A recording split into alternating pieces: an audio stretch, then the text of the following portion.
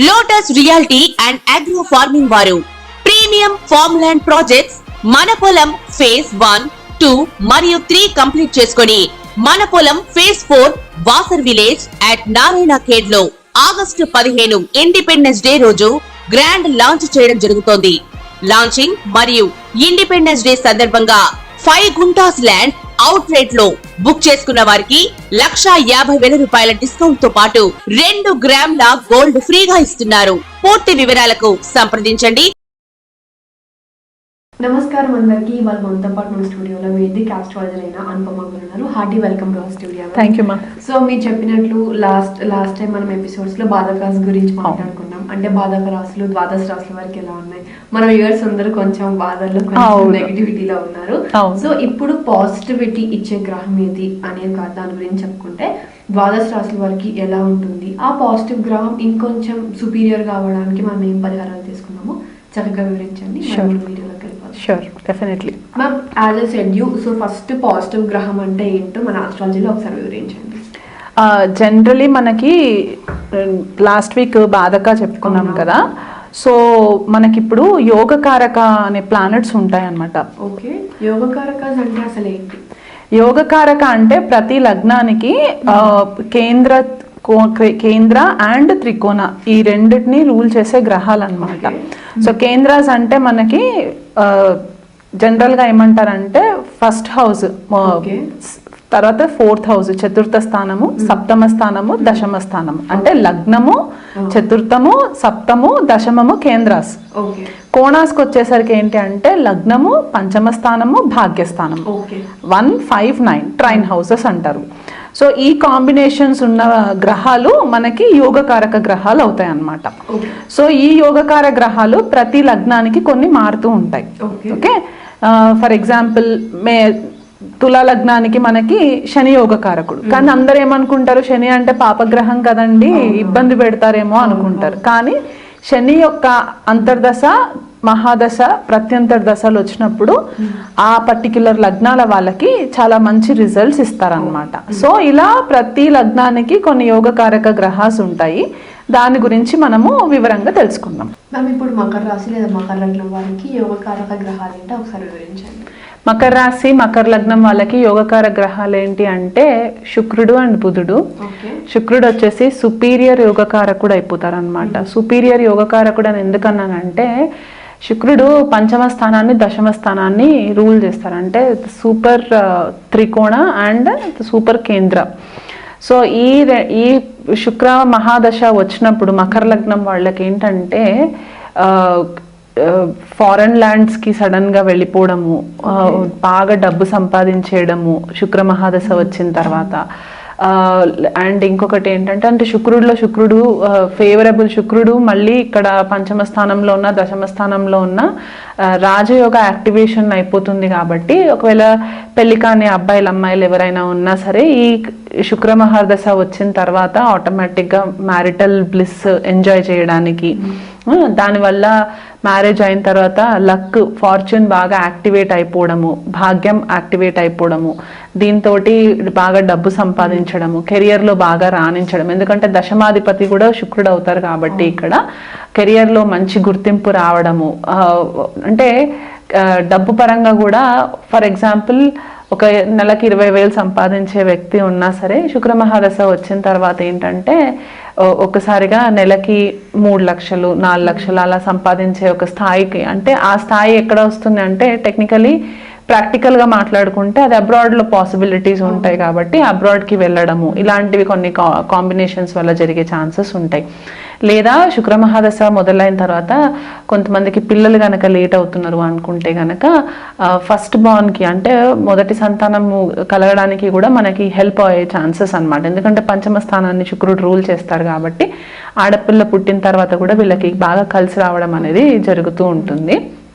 అది కాకుండా వీళ్ళకి కెరియర్లో లేడీస్ ఎవరైనా బాగా సపోర్ట్ చేయడము, ఒక లేడీస్ గైడెన్స్ వల్ల వీళ్ళు బాగా పైకి రావడము, ఒక స్పెషల్ పర్సన్ వీళ్ళ లైఫ్లోకి వచ్చి వీళ్ళని అమాంతం పైకి తీసుకురావడము, కెరియర్లో లిఫ్ట్ చేయడము, ప్రమోషన్స్ వైజ్గా వీళ్ళు బాగా రాణించడము, వీళ్ళు చెప్పిన మాటకి చాలా మంది ఆకర్షితులు అవ్వడము, opposite genders, for example male మగ వ్యక్తి ఎవరైనా ఉన్నారనుకోండి, మేల్స్ మకర లగ్నం అయ్యి శుక్ర మహాదశ వచ్చిందంటే ఆటోమేటిక్గా ఆపోజిట్ జెండర్ అట్రాక్ట్ అవ్వడము.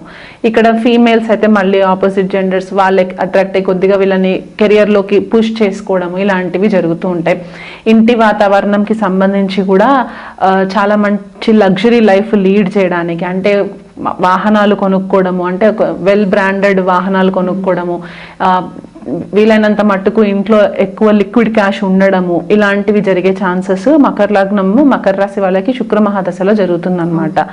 అండ్ బ్రాండెడ్ క్లోత్స్ వేసుకోవడము, అండ్ ఇంట్లో కూడా మంచి ఏమంటారు మన ఫంక్షన్స్ చేయడము, సెలబ్రేషన్స్ చేయడము, ఫ్యామిలీలో అందరితో రిలేషన్షిప్స్ మంచిగా మెయింటైన్ చేయడము. ఎందుకంటే ఇక్కడ మనకి 10th లార్డ్ వీనస్ అయినా సరే తులారాశిని రూల్ చేస్తారు కాబట్టి అక్కడ కూడా వీళ్ళకి చాలా మట్టుకు ఫేవరబుల్ రిజల్ట్స్ ఉండడము, ఇలాంటివి జరిగే ఛాన్సెస్ ఉంటాయి.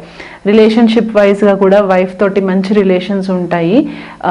అండ్ బెటర్ రిజల్ట్స్ ఇంకేంటంటే అత్తారింటి నుంచి కూడా కొద్దిగా శుక్ర మహాదశ వచ్చినప్పుడు వీళ్ళకి ఫేవరబుల్ రిజల్ట్స్ వచ్చే ఛాన్సెస్ ఉంటూ ఉంటాయి అన్నమాట. సినీ ఫీల్డ్లో ఉండే వాళ్ళకి సడన్ లైమ్ లైట్లోకి రావడం, ఎందుకంటే శుక్రుడు సినీ ఫీల్డ్కి మనకి చాలా ఇంపార్టెంట్ గ్రహం అవుతారు కాబట్టి కెమెరాస్కి రిలేటెడ్, మీడియాకి రిలేటెడ్, ఫ్యాషన్ డిజైనింగ్కి రిలేటెడ్, ఇంటీరియర్ డిజైనింగ్కి రిలేటెడ్, ఇలాంటివన్నీ కెరియర్స్లో కూడా వీళ్ళకి మంచి క్రియేటివిటీ పెరిగే ఛాన్సెస్ ఉంటాయి అన్నమాట. ఇదొకటి. అండ్ ఇంకొక గ్రహంకి వచ్చేసరికి ఏంటంటే బుధుడు ఇక్కడ షష్టాధిపతి అవుతారు, యాజ్ వెల్ యాజ్ భాగ్యాధిపతి బుధుడే అవుతారు కాబట్టి ఇనీషియల్ బుధ మహర్దశ వచ్చినా లేకపోతే బుధ అంతర్దశ వచ్చినా స్టార్టింగ్లో కొద్దిగా ప్రాబ్లమ్స్ ఉంటాయి, కొద్దిగా రోడ్ బ్లాక్స్ లాగా ఉంటాయి. ఎందుకంటే షష్ఠ స్థానాన్ని కూడా రూల్ చేస్తారు కాబట్టి కొద్దిగా ఇనిషియల్ కాన్ఫ్లిక్ట్స్ ఉంటాయి. బట్ పోను ఎలాగైతే దశ ప్రోగ్రెస్ అవుతూ ఉంటుందో వీళ్ళకి భాగ్య వృద్ధి జరగడం అవుతుంది. ఎందుకంటే భాగ్యస్థానాన్ని రూల్ చేస్తారు, అది ధర్మ త్రికోణం అని కూడా మనం చెప్పుకున్నాం కదా. సో ఆ రకంగా చూసుకుంటే బుధుడు కూడా వీళ్ళకి ఫేవరబుల్ రిజల్ట్స్ ఇస్తారు.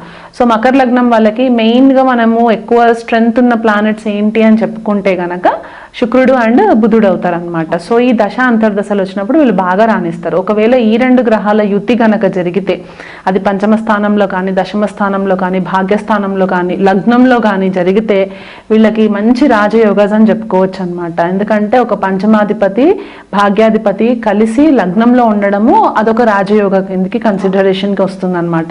సో ఈ దశ అంతర్దశలు వచ్చినప్పుడు వీళ్ళకి డబ్బు పరంగా చాలా మట్టుకు మంచి వృద్ధి సమృద్ధి ఉంటుందన్నమాట.